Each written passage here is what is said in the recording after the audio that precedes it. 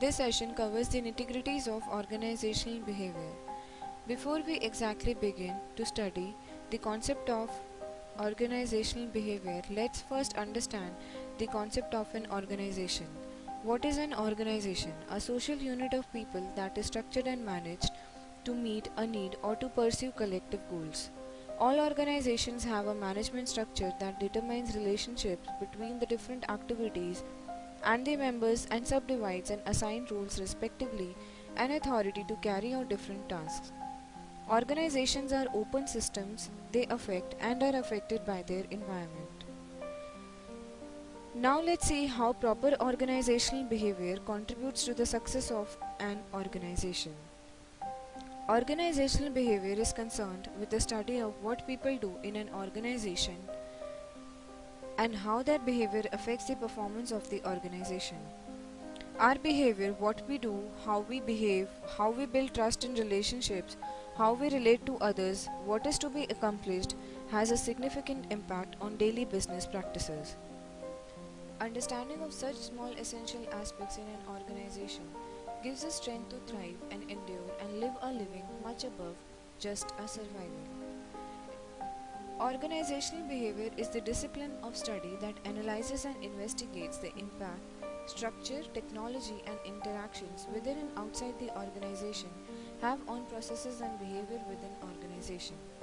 The central idea behind studying organizational behavior is to create more efficient business organizations and enhance the output from individual contributors of the organization.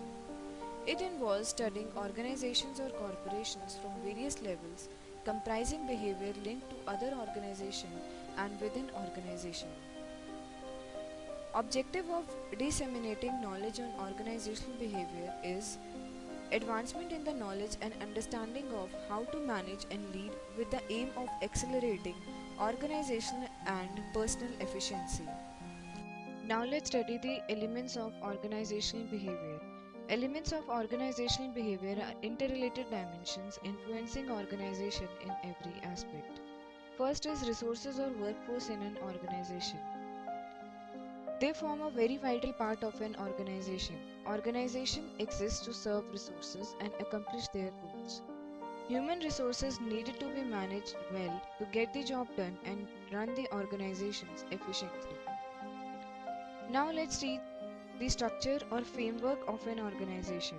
The framework of an organization comprises of employees, managers, accountants and assemblers. Various components of an organization should be framed in a structural way in order to get the job done effectively. Now let's see what vital components that make up the organization framework. First is hierarchy. The distribution of power or authority across several organizational positions grants the each position holder to give directions and the right to punish and reward. Next is distribution of roles and responsibilities. Assigning various roles and responsibilities across different members or workforce of an organization. The effective business functioning depends upon the way in which activities are divided. Next is standardization. The existence of policies and procedures for events or activities which are performed regularly. Now let's see how technology contributes to organizational behavior. Technologies play a vital part in transforming inputs and outputs. It is a set of productive elements directly linked with the transformation process. For example, setting up of assembly or production line in a workshop or manufacturing unit. And lastly, the external environment of an organization. An organization operates in harmony with external environment.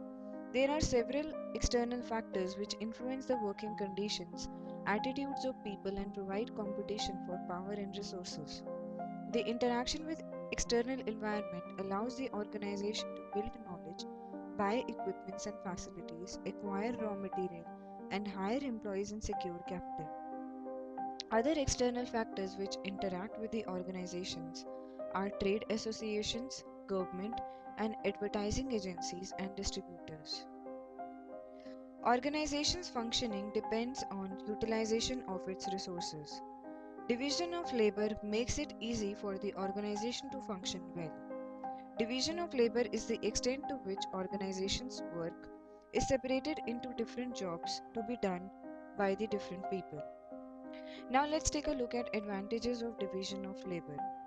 It promotes efficient use of labor, reduces training costs, increases standardization and uniformity of output, and increases expertise from repetition of tasks.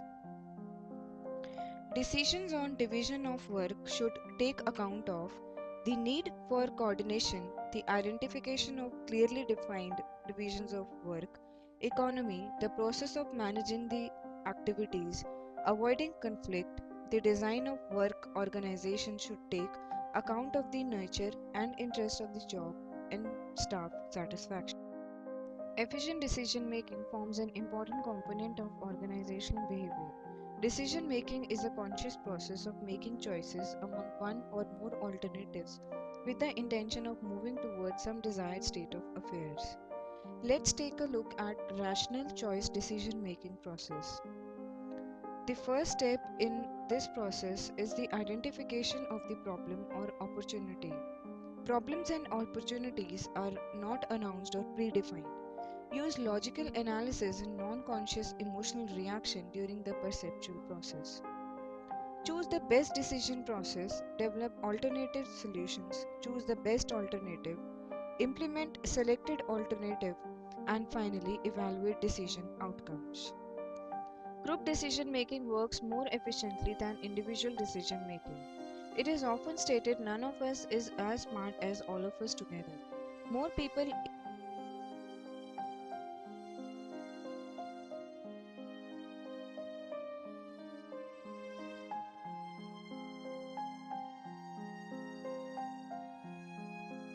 is equivalent to more information. More people do more work. More people mean people can do what they are best at. So why make decision in groups? Groups can discuss and process information and check out for errors. Groups have standards for deciding, example majority rules in groups, and is not caused by any one specific mechanism, but group decisions are made by several processes. Now let's take a look at functional theory of group decision making.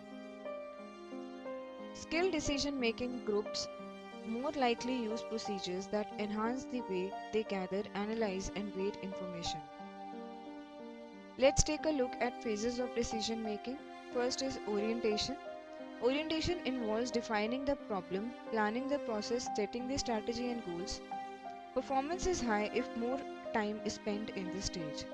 Next is discussion.